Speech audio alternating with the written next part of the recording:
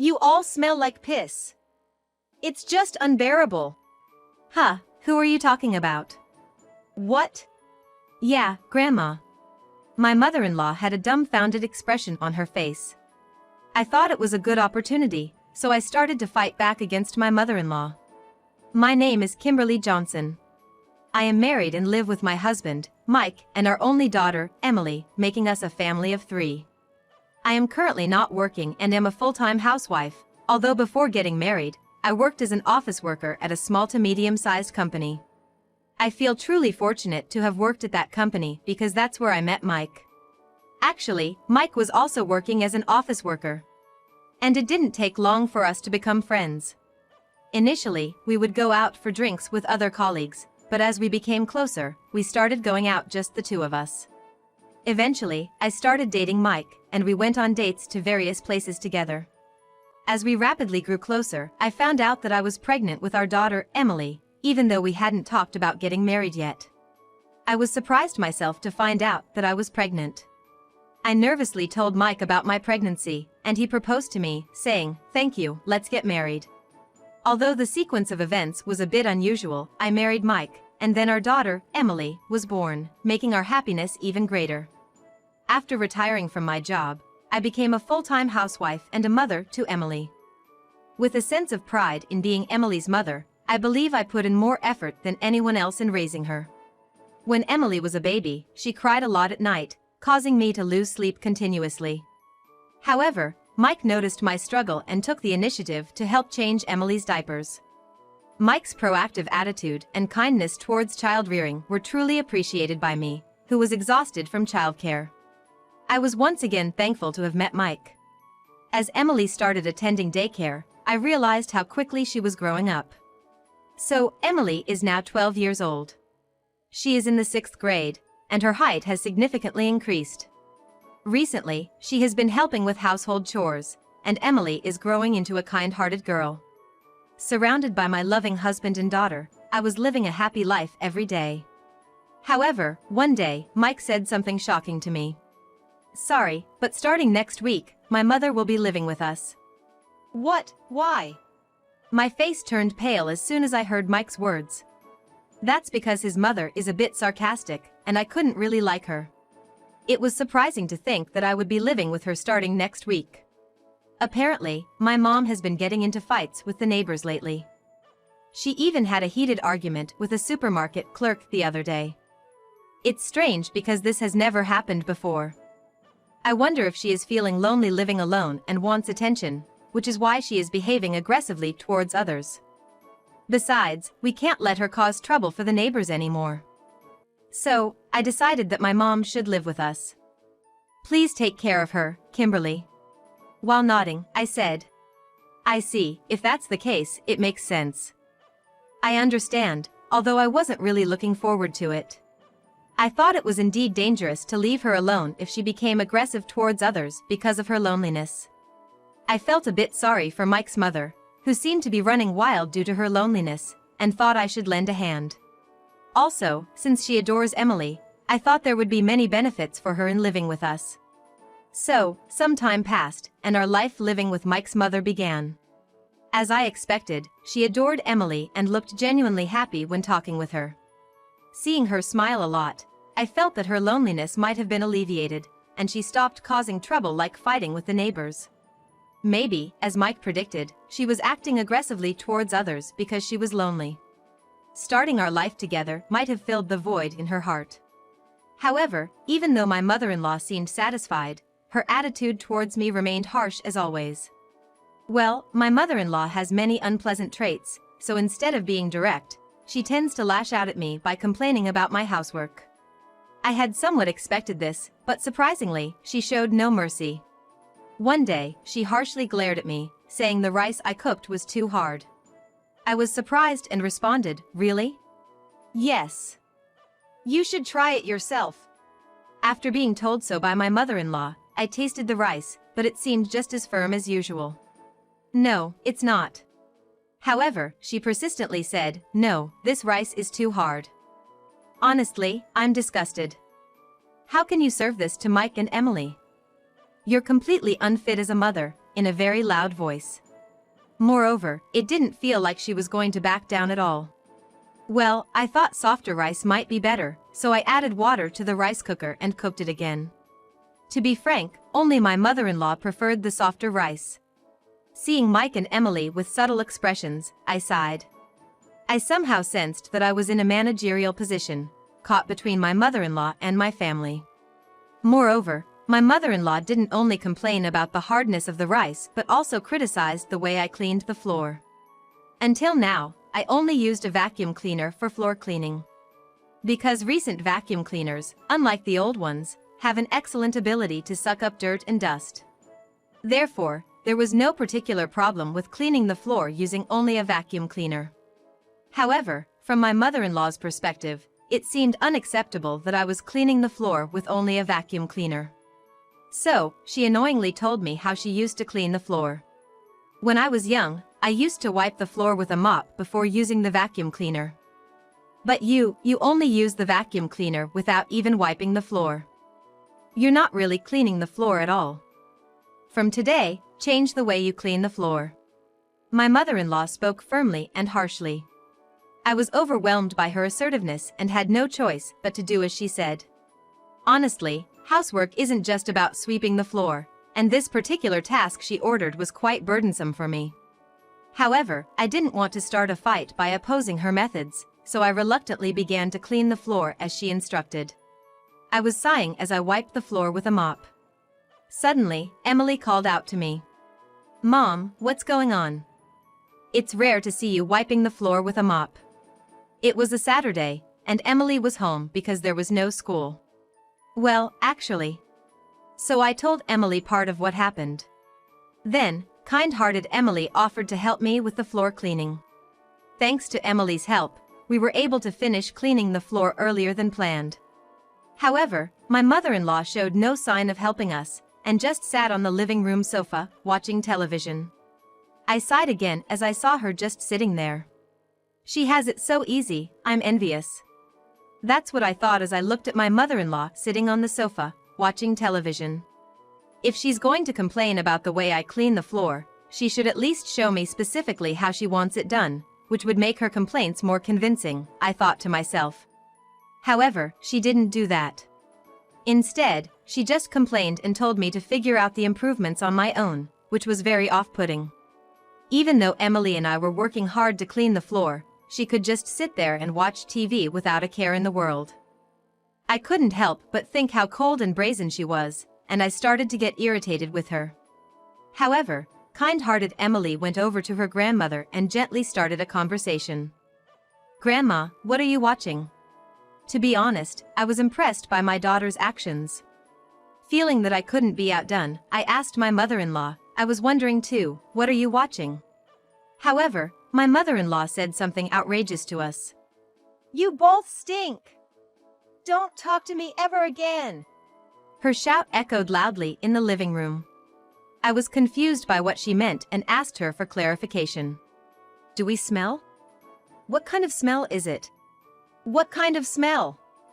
It smells like piss coming from both of you. It's unbearable." I was so taken aback by her rude comment. "Huh? Whose smell? Huh? Yeah, Grandma?" My mother-in-law had a stunned look on her face. I thought this was a good opportunity, so I started to fight back. "The smell of urine is actually coming from you. If you can smell it, maybe it's time to change your diaper?" "Yeah, Grandma, let's change your diaper." At our suggestion, my mother-in-law looked stunned again. Actually, a few days ago, my mother-in-law had an accident. Somehow, she had wet the floor near the toilet.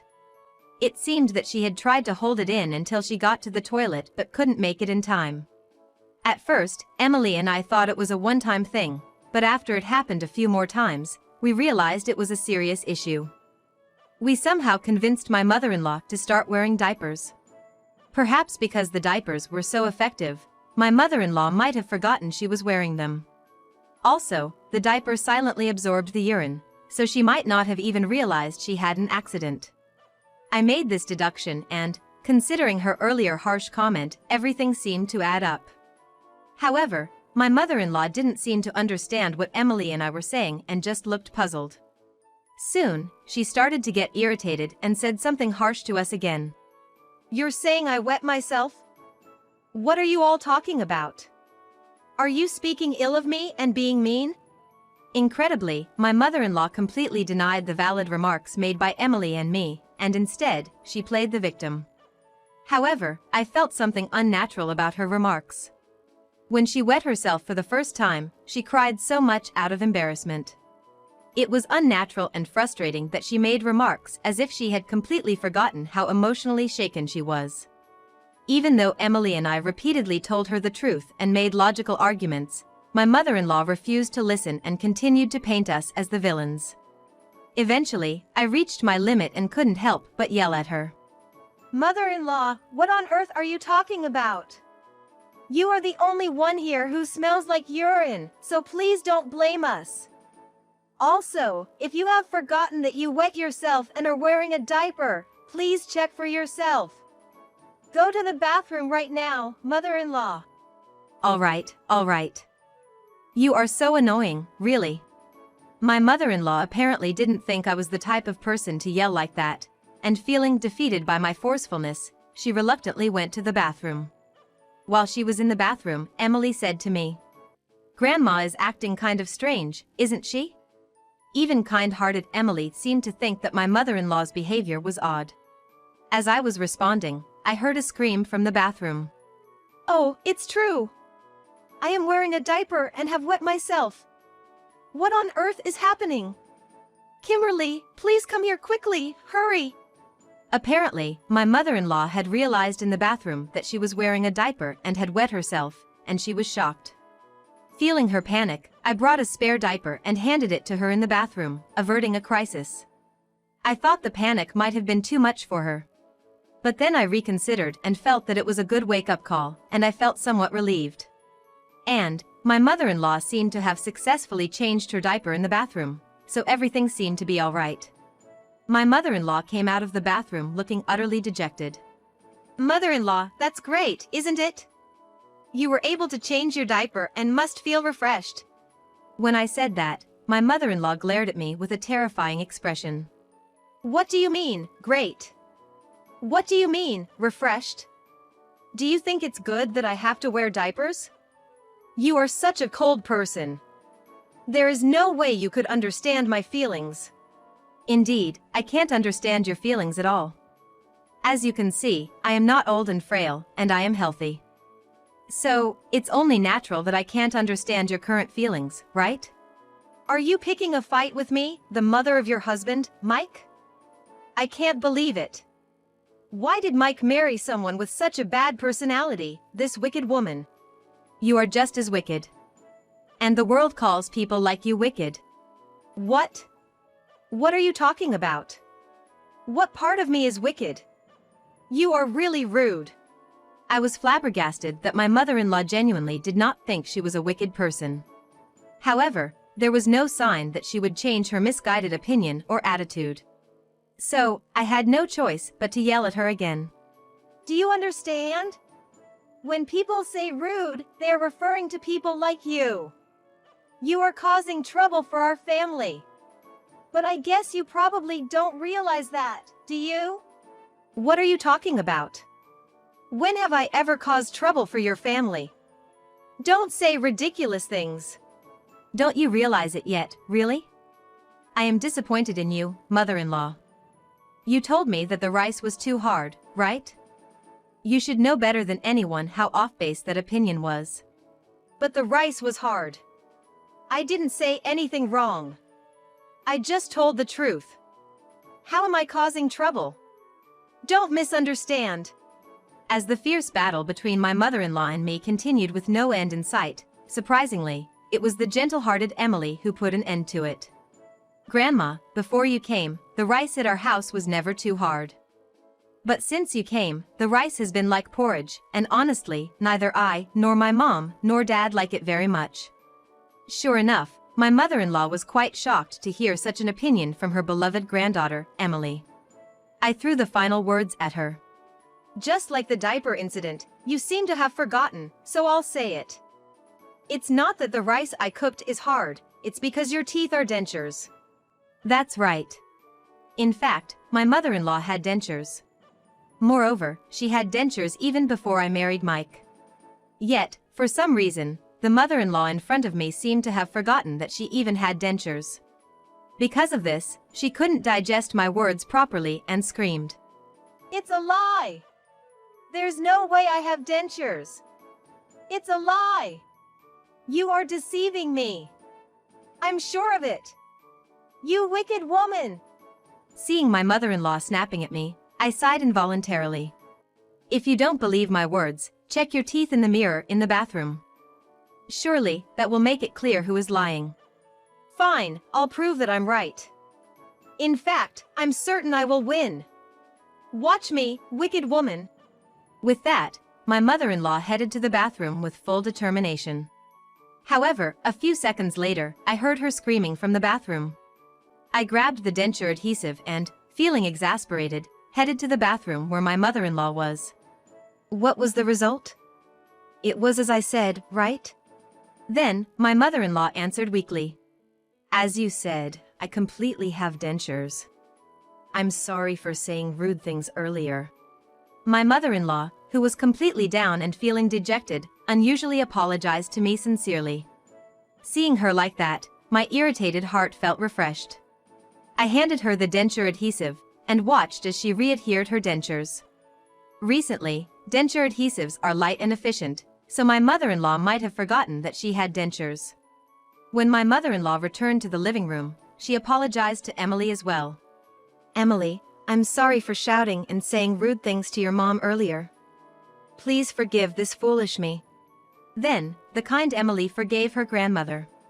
It's okay, Grandma. If you apologize properly like that, it's totally fine. Thank you. My mother-in-law seemed to be moved by Emily's kindness and shed a few tears. It's okay, Grandma. Let's watch TV together, said Emily, taking her grandmother's hand and leading her to the sofa. I was touched by Emily's hospitable actions towards her grandmother. Children grow up really fast, not just in appearance but also in their words and actions, which made me feel a bit wistful.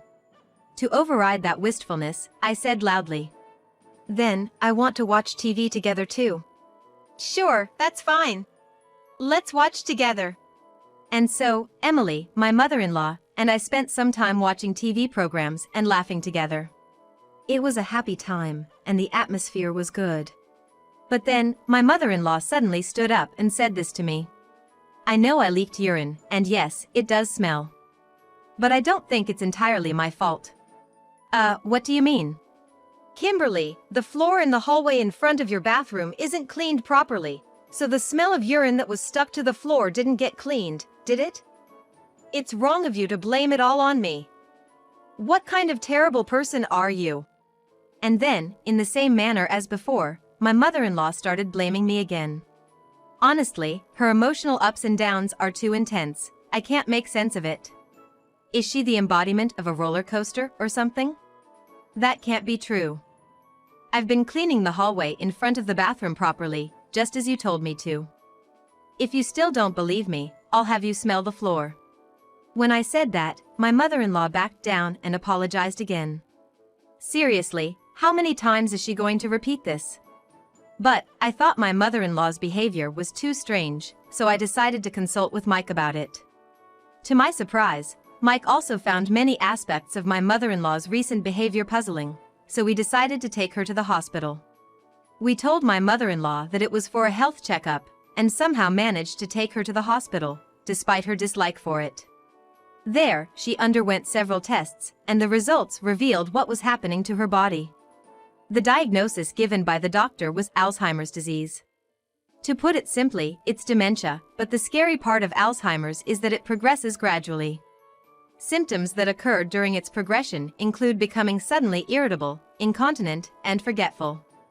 Even after that, my mother-in-law's disease continued to progress, and we eventually had to admit her to a nursing home. She was reluctant to move in, but there was no other choice. Looking at the empty house, I surprisingly felt a sense of loneliness, but also felt refreshed. In the house without my mother-in-law, I, Mike, and Emily were able to spend happy days as before. Moreover, Mike recently got a promotion at work, and his salary was increased. And there's more good news. Emily won an award in a writing contest. Mike and I, being the doting parents we are, started saying things like Emily could become a novelist in the future, as soon as we heard the news. Emily, on the other hand, said, "You both are exaggerating. It's not that easy, you know." But thank you for the compliment, looking a bit shy. Actually, I have some news to share with you too as well. What's up? Both of them asked me curiously. I've found a part-time job. I'm going to start working at a bakery, so I'll be bringing home bread. Mom, that's amazing. Working at a bakery is so stylish. That's great, work hard at the bakery. Sure will. Laughter filled the living room. I am very happy now.